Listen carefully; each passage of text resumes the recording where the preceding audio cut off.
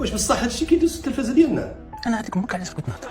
لا والله فين كندور كنلقاها 3 الصباح خارج انا من الحمام كنلقاها قدامي ما كتنعش هذيك المرة. شفت هذيك بحال جات حويجه وجات صافي نواد تسكن معنا ولا شنو؟ عرفتي عزيز على جالسه قالت لك تبقى معولاني مسكنه. ايوا كيفاش غتبقى معانا؟ كسيري قولي لي الباب الحباب صافي بركه. الوقت اللي حنا مقابلين عام الاله ديال السرديل والشناقه ديال اللحم، القنوات ديالنا في عالم اخر. دخلت عليكم بالله، واش هذه هي القيم ديالنا؟ واش هذه هي الاخلاق ديالنا؟ كيدوزوا هذا الشيء في رمضان مسلسلات وفي وقت الفطور كيقول لك جري على الام ديالك ولا على النسيبه ديالك. واش هذه هي الاخلاق ديال المجتمع المغربي؟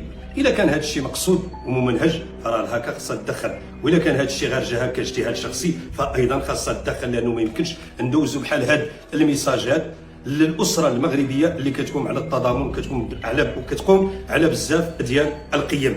الحقيقه راه عينا ما كنهضروا العام اللي جا كنعاودوا نفس الهضره وكنقولوا ولكن للاسف لا حياه لمن تنادي. الشيء بالشيء يذكر، لانه كنقولوا دائما وكنعاودوا نفس الشيء بالنسبه للواتيه للطفله يسرى رحمها الله. وبالمناسبه كنعزوا العائله ديالها. الطفله اللي كيقولوا انها الطفله الصغيره وهي ليست صغيره، الحقيقه هي كبيره، نحن اللي صغار، لان احنا السبب الحقيقي في المأساة اللي وقعت لها واللي وقعت لوحدين قبل منها. الا تذكرتوا الحادثه ديال ريان وغيرها، هاد الطفله هذه اليوماتيه يسرى اللي تيتمات واللي ترزاو فيها العائله ديالها واللي كتسائلنا جميعا وكتسائل الحكومه ديالنا، واللي بالمناسبه نقولوا لها راه الشتاء جا، والله لا يجعل عذرنا شتاء. ياك كتقولوا دائما خاص الشتاء. رئيس الحكومه صرح امام البرلمان وقال على انه في مخطط ديالو ديال التشغيل غادي يشغل واحد العدد كبير من العاطلين، ولكن شرط تجي الشتاء.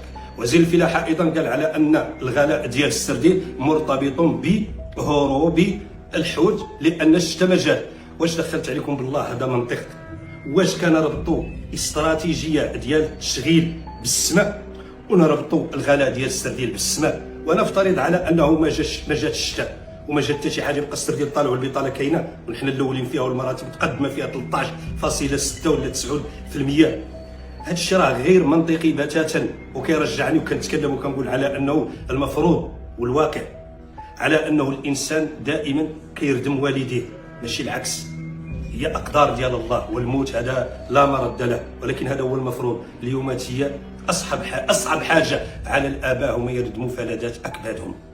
للاسف الشديد اليوماتيه يسرى ردمناها كاملين، ولكن ردمت معنا بزاف ديال الحوايج، لانه هاد البلاعه اليوماتيه وحنا في سنه 2025 وكنستعدوا لمجموعه من الرهانات كبيره جدا، كاس العالم، كاس افريقيا وغيرها، وباقي البلاعات عندنا في المغرب كيدوا الناس وكيدوا الدراري الصغار والطفيلات الصغار في عمر الزهور. كارثه. اليوم كنتصوروا وكنقولوا على انه لماذا؟ السؤال الحقيقي المطروح والمغيب علاش؟ لانه مجموعه من الصفقات العموميه كدوز وكنعاودوا الشوان والبلاعات مفتوحين، وكم من بلاعه مفتوحه في هذا الوطن يجب ان تغلق. بزاف ديال اللي فاي كاينين خاصها تغلق. ومع هذه الحكومه هذه اللي كتعتبر نفسها حكومه الكفاءات كنقولوا لها على انه الا كنتي كتستعد دير رهانات كبيره وكتعطينا اليوماتيه وكتقولي لنا ومصدعين لنا روسنا بحكومه المونديال وغيرها، الله يجازيكم خير، عطونا على الحساب. راه باقي البلاعات عندكم كيدوا، وعيب وعار على انه سنه 2025 بلاعات ديننا اولادنا وفلذات اكبادنا. صعب جدا على اب او ام انها تدفن فلذة كبدها، وهذه انا كنعرفها تجربه ديال الوالده ديالي رحمها الله.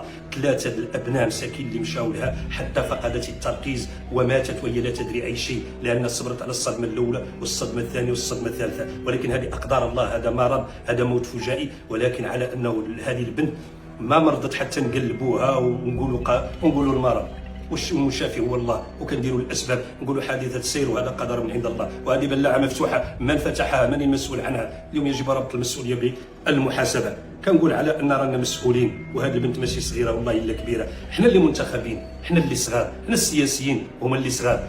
عباد الله اليوماتيه وسائل التواصل الاجتماعي هي التي تصنع الحدث وهي التي تصنع السياسه.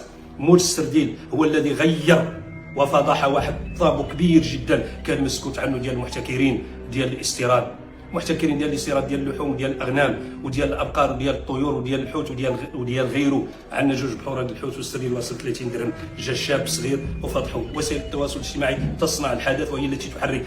ما خفضناش نحن السياسيين والبرلمانيين الحوت، ما خفضاتوش الحكومه، ما خفضوش المنتخب، ما حتى شي واحد من هاد الفاعلين السياسيين حركوا الشعب، حركت وسائل التواصل الاجتماعي. اليوم نعيشوا موت السياسه في المغرب كنقولها. وكنقول على انه اليوم هذه المخططات كلها اللي درنا، المخطط الاخضر وغيره، يجب ان نعيد النظر فيه ويجب ان نحاسبه ونقدموا الحساب، لانه ما يمكنش حنا دوله فلاحيه كما كيقولوا هما وعندنا جوج بحوره وكنستوردوا كل شيء كنستوردوا كل شيء عندنا غالي. باي منطق هذا؟ راه لا يستقيم، هذا التفكير هذا نهائيا.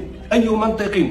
والبلاعات عندنا مازالوا مفتوحين، فين ما مشيتي تلقى الحفاري، فين ما مشيتي، وخصوصا في المغرب العميق، المغرب اللي كيقولوا غير النافع، المغرب ديال طاطا والمغرب ديال تنغير والمغرب ديال زاكور والمغرب ديال بركان والمغرب ديال مجموعه من المدن اللي في الهامش واللي ما مسول على حد، جميع المشاريع الكبرى تتمحور في الرباط والدار البيضاء وطنجه وفاس ومراكش والحواشي لها الله.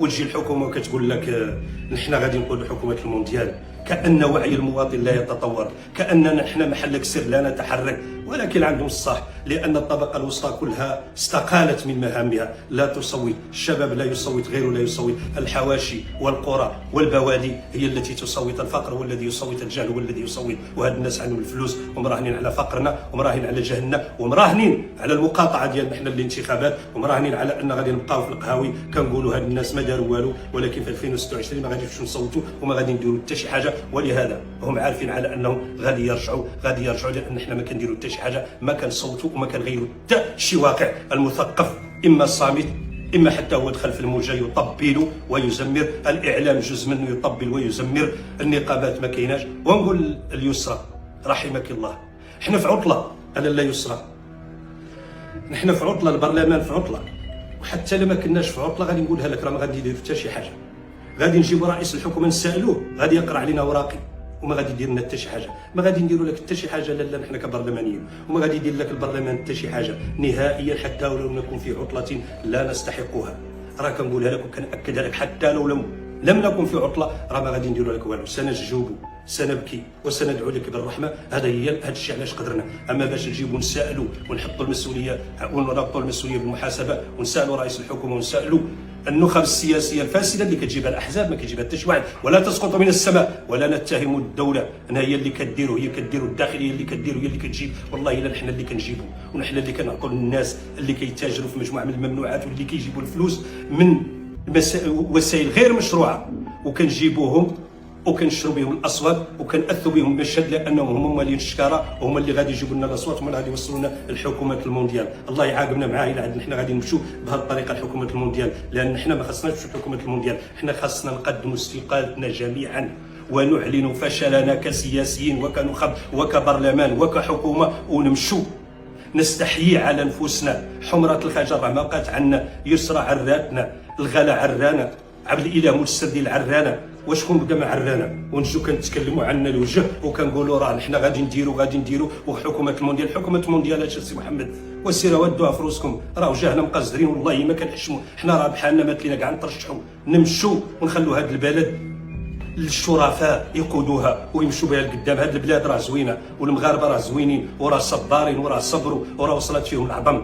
راه هذا رمضان الحريره الناس ما تلات قاده توصلها، راه ما تلقى قاده توصل حتى شي حاجه، حتى العدس عيبه الله ما تلو قادين يوصلوا له، البيض ما تلو قادين يوصلوا له، اللحم اصبح حلما، الدجاج حلم، انواع من الاسماك حلم، اما الديسير ما تلقى حد مسول عنه. اش بغيتونا ناكلوا؟ فين؟ اين نحن؟ فين غاديين بينا؟ راه تساؤل مطروح، كنقولها وكنأكدها وكنقولوا وكنعاودوا وكنقدموا التعازي ديالنا للعائله ديال يسرى الكبيره ماشي الصغيره. نحن اللي صغار لا يسرى، نحن اللي صغار، حنا اللي دمرنا هذا الوطن، جزء منا دمر هذا الوطن وحولوا للرصيد ديالو، جزء منا ما كيقومش الواجب ديالو، جزء منا كبير استقال من المهام ديالو، جزء منا كبير كيشوف هذا الوطن صار الترونزيت، غدا يشد الطياره ويمشي ويخلي المغاربه هنايا. حنا يسرى ما عندنا جوج جوازات ديال السفر باش غدا نخو، حنا عندنا سفر واحد، جواز سفر واحد هو ديال المغرب، وعندنا شعار واحد هو الله الوطن الملك. وبالمناسبه ندعو لجلاله الملك بالشفاء العاجل وبالصحه والعافيه اللي حرر المغاربه من هذه الاضحيه، لان من رمضان الاضحيه للمدارس الدروس الخصوصيه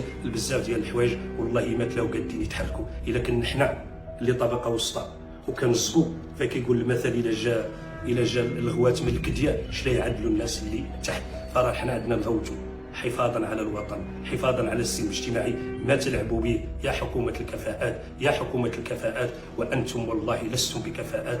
وأتحداكم أنكم تتكلموا وتكونوا غير جمله مفيده باللغه العربيه. ولكن اش غادي نقول لكم، عيينا من نتكلموا، وكما قال الشاعر تعب الكلام من الكلام.